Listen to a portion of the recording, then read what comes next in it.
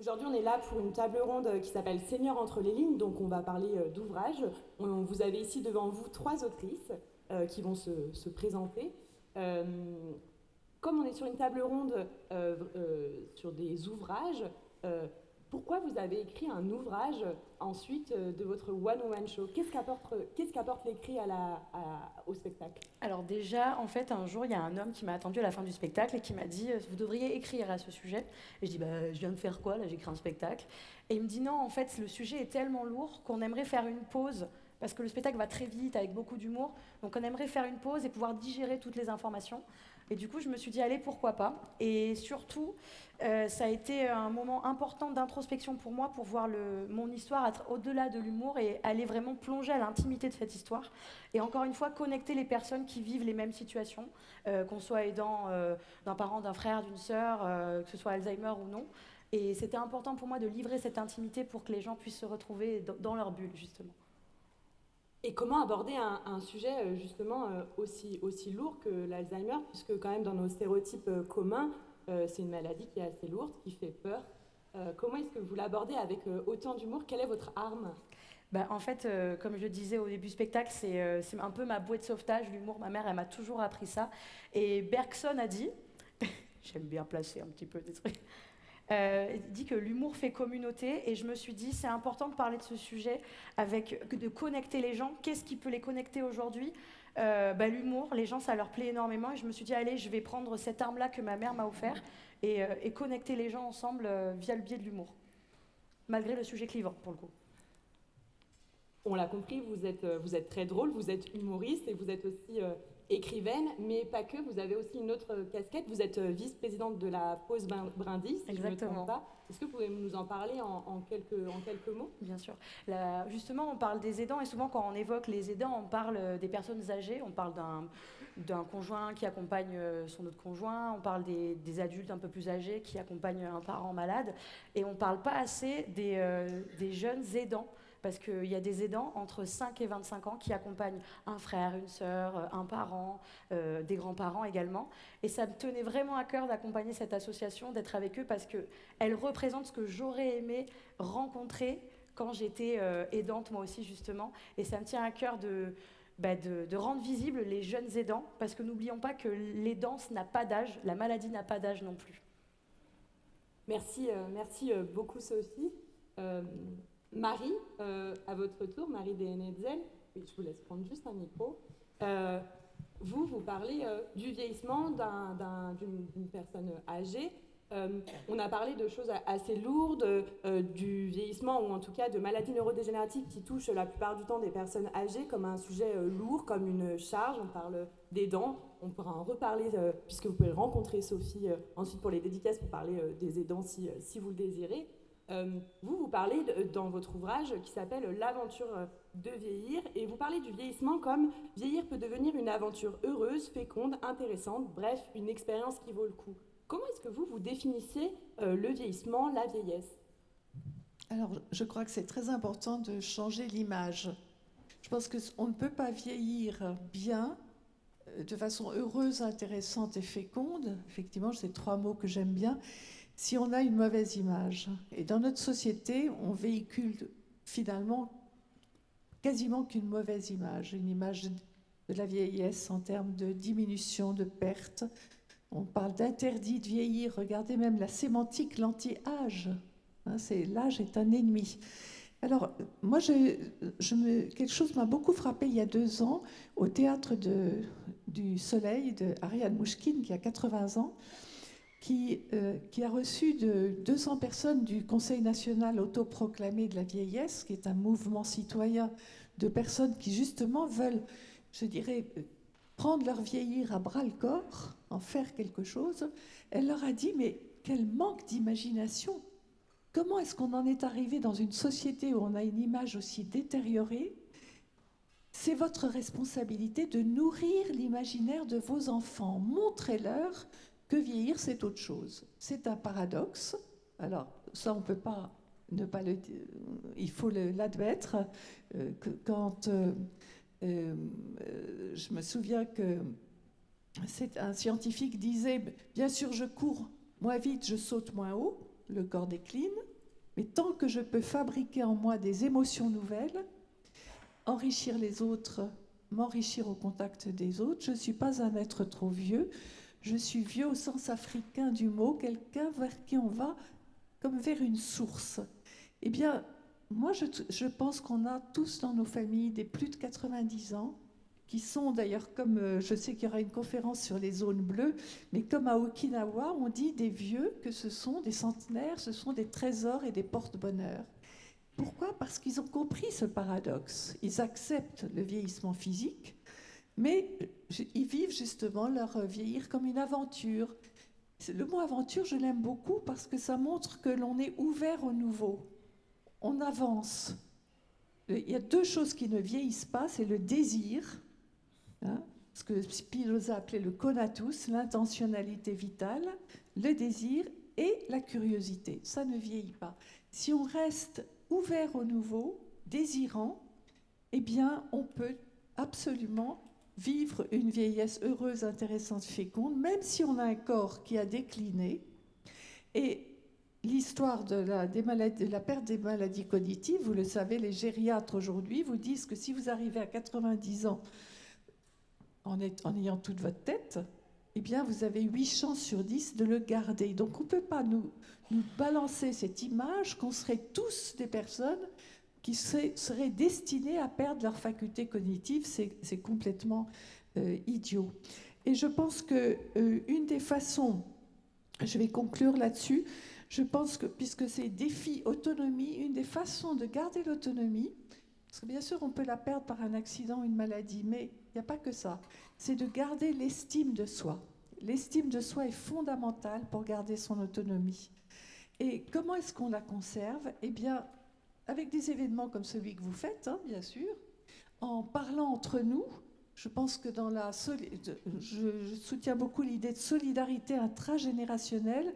Des personnes d'une même génération doivent parler ensemble de ce qu'ils vivent d'intéressant, justement. On découvre des choses en vieillissant et il faut se parler ensemble. Et quand on se parle ensemble, moi c'est l'expérience que j'ai en tant que psychologue dans les groupes de parole que j'ai animés, et quand on se parle ensemble, on retrouve l'estime de soi. On vit des choses différentes, certes, mais qui peuvent être extrêmement intéressantes. Voilà, je terminerai sur cet intérêt. Et il faut y aller, au fond, avec confiance. C'est peut-être ça la qualité première, la confiance et l'ouverture au nouveau.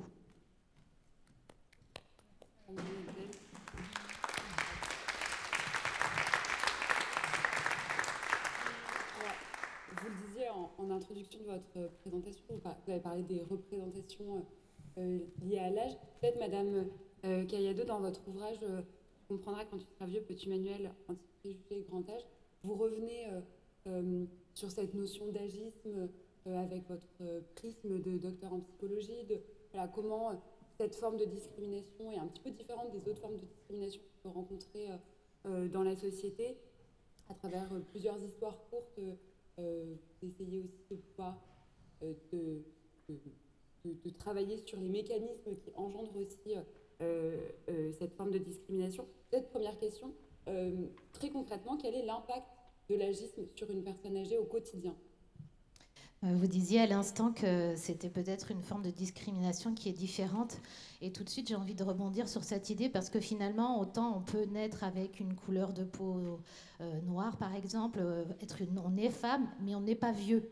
Donc finalement, ça nous tombe un peu dessus dans le regard de l'autre souvent et on n'a pas développé de stratégie défensive pour contrebalancer les stigmates ou les préjugés ou l'image négative qui est associée à notre groupe d'appartenance. Et donc c'est un peu brutal dans la manière de devoir y faire face. Marie de Hennezel, vous disiez que si on n'a pas une bonne représentation, et effectivement, même s'il n'y a rien de... il y a de la contradiction, il y a de l'opposition dans notre manière d'appréhender le vieillissement et l'âge, mais effectivement, de manière dominante, c'est quand même une vision déclinante et une disqualification qui est associée aux plus âgés, comme si avec le grand âge, on perdait notre statut d'adulte à part entière et qu'il y a une délégitimation de notre capacité à juger et à prendre des risques. Et effectivement, le fait d'avoir des représentations négatives, ça va déjà impacter notre propre vieillissement à nous tous. Il y a des études américaines qui montrent par exemple que des personnes qui à 50 ans ont une vision plutôt négative du vieillissement, basée sur la notion de déclin, elles vont présenter dans les années qui suivent une espérance de vie inférieure aux autres de 7 ans et demi. Donc c'est déjà conséquent, ça a un impact directement sur nous. Alors pourquoi? Il y a plein de mécanismes qui sont mis en avant pour l'expliquer. Déjà parce que quand on part perdant dans quelque chose, on ne développe pas les ressources, on ne va pas chercher en nous ou autour de nous les ressources nécessaires pour y faire face. Bon, il y a d'autres mécanismes qui sont avancés pour expliquer ce phénomène. Donc déjà, nous-mêmes, le fait de se percevoir la vieillesse ou le vieillissement avancé comme quelque chose qui va être de l'ordre de la perte, du déclin et de la déconsidération, ça va impacter notre manière de vivre cette expérience et d'appréhender le parcours dans le grand âge. Et puis après, l'agisme, donc peut-être le présenter très rapidement, c'est un processus qui va avoir un impact sur la manière, donc des représentations négatives du vieillissement vont avoir un impact sur notre perception. Le regard qu'on va poser sur une situation, il va être biaisé sans s'en rendre compte spontanément, inconsciemment, par tout ce panel de stéréotypes et de préjugés qu'on a sur l'âge. Et voilà, on va porter un regard, mais sans biaiser. On va retenir les informations qui sont concordantes avec l'image qu'on se fait d'une personne âgée. Et pour vous l'illustrer, une image, ça arrive très souvent. J'étais avec mon père à l'hôpital, je l'ai accompagné pour ses examens. Il y a l'accueil, il pose une question pour savoir par où se diriger, mais c'est lui qui pose la question. Et la réponse, elle était formulée en me regardant directement, sans le regarder lui. Donc ça, c'est des choses qui arrivent très souvent. C'est involontaire, c'est-à-dire que moi, sa fille, je suis plus à même de prendre les informations que lui qui est âgé. Donc vous voyez comment ça fait inconsciemment tourner et comprendre la situation. Et pour vous finir sur la petite anecdote, ça m'a tellement gênée que j'ai même pas fait attention aux informations qu'elle me transmettait. Donc on n'était pas plus avancés l'un que l'autre. Donc voilà, c'est des biais comme ça, inconscients sur l'analyse d'une situation, sur la manière de rentrer en communication. Et vous savez que la communication, c'est pas que des mots, c'est plein de petits signaux non verbaux et qui vont renvoyer à l'autre ce qu'on pense de lui. Donc voilà,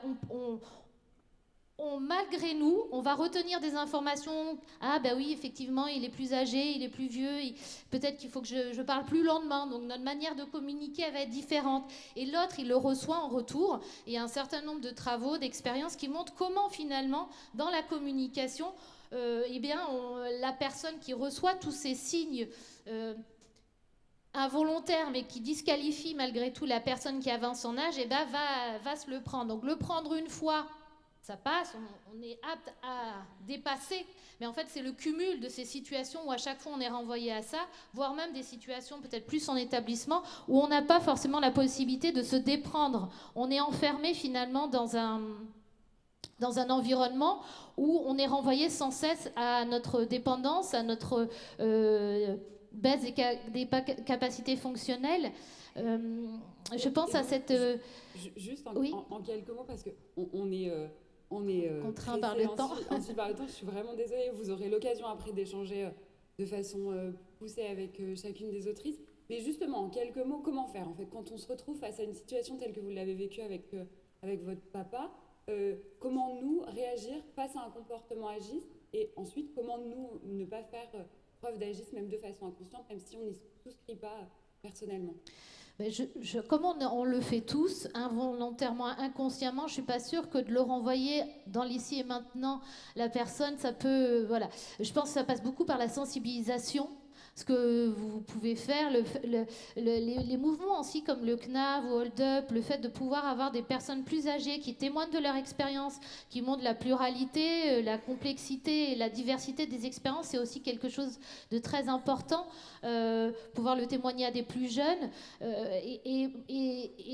voilà, en pouvant sensibiliser, en ayant des actions, que ça soit dans les écoles ou à plein de d'échelle de la société qui montre que ben voilà, la vieillesse, c'est une grande expérience diverse, c'est fait de transition, de rupture, et que effectivement, vous parliez d'apprendre curiosité, l'autre terme, curiosité et désir, pouvoir diffuser en fait cette réalité qui est l'expérience du vieillissement, ben voilà, ça participe au changement de regard. Et un dernier point aussi, c'est que l'agisme, il repose aussi beaucoup sur des discriminations, enfin la place de la vulnérabilité dans la société. Le fait de considérer que la vulnérabilité, la fragilité, c'est un échec individuel, c'est quelque chose qui est de l'ordre de ce qui doit être caché, alors que c'est en nous tous et que chacun de nous allons vivre cette expérience. Ça participe aussi à discriminer le vieillissement avancé quand il y a des problématiques de santé qui apparaissent. Merci beaucoup, merci vraiment à chacune d'entre vous. C'est peut-être un petit peu frustrant, ça l'est aussi pour nous d'avoir un temps aussi restreint, mais en tout cas, voilà, l'idée c'est de pouvoir, à travers ces éditions de Seniors entre les lignes, vous montrer chaque année une vision encore plus riche du vieillissement et la pluralité des représentations qu'on peut en avoir, et justement aller dans cet objectif de sensibilisation dont vous parliez, Madame Caiado. En tout cas, je le rappelle, on ne le dira jamais assez, mais à partir de 10h30, chacune des autrices sera présente pour vous dans le hall pour échanger et puis dédicacer leurs ouvrages, donc n'hésitez pas. Et merci à vous à nouveau d'avoir participé au défi Autonomie.